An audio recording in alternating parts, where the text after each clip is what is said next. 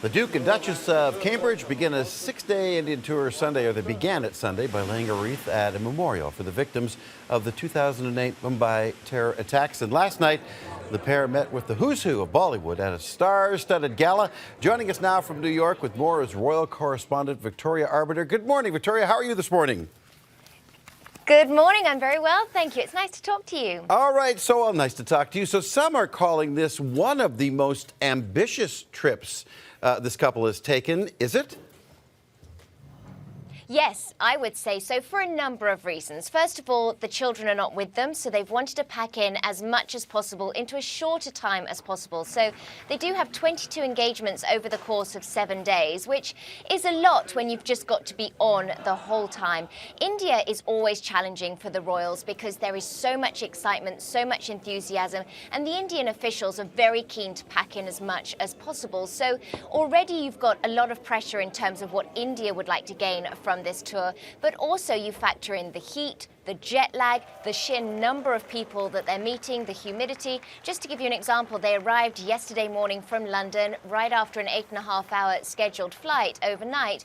They went straight into a whole day of engagements. They didn't finish until midnight Indian time last night. They were back up and at it first thing this morning. Having said that, they're young, they've got a lot of stamina, and this is what royals do.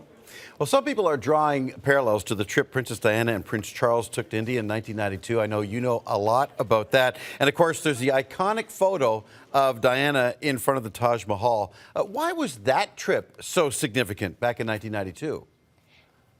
Well, it really was so significant simply because that, in hindsight, even more significant because it was shortly after that trip that Charles and Diana announced their separation.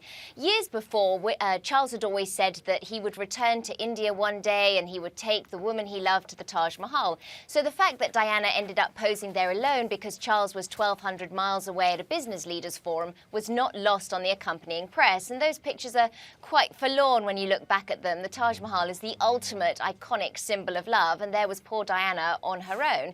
Of course, she knew as well quite what those pictures, how impactful those pictures were going to be. So William and Kate have made it clear that they're very keen to establish new, happy memories, but that's going to be the money shot. Everybody's keen to see them there. Apparently, tour guides refer to that bench at the Taj Mahal where Diana was seated as Diana Bench. So perhaps it's going to be rechristened after this visit. Well, and for those who don't know, your father was Diana's press secretary for that tour. I wanted to ask you about Kate because there were a lot of eyes with people wondering, will she wear some clothes from fashion designers from India? Who exactly will she wear? So what can we expect here, Victoria? Well, this is where Kate is very good. She's incredibly diplomatic when it comes to fashion, and she's shown with previous tours when she came to Canada, when she was in Australia and New Zealand, she's good about paying tribute to those countries' designers while also championing British designers. So, for example, last night she was wearing a Jenny Packham evening gown, but it was hand-beaded in India. During the engagements in the morning when she was playing cricket, she was wearing a very pretty sundress that was made by a designer from Mumbai. So I think we're going to see a mix of really promoting British fashion, but also paying tribute to India's designers by seeing a number of Indian designers as well. And I think it's all going to be very colourful, which it already has been. And how closely will this trip be followed by the international press? Oh, so closely. I mean, already the front pages of most of the global newspapers are Kate playing cricket this morning. So I think the international media, they know that William and Kate are incredibly popular, but they're very good on royal tour. This couple are dynamite when it comes to tours, and these are the types of engagements that the UK public would like to see. We saw so much personality from them yesterday. They were clearly having a good time. They're very competitive. They're very athletic. So it was fun seeing them ribbing each other on the cricket field as well. So I think the media love to follow these because you get so much bang for your buck in terms of personality, fun quotes, they're so engaged, and really they appear to be having such a good time. And so this is really, I think, how both the media and the public love to see William and Kate.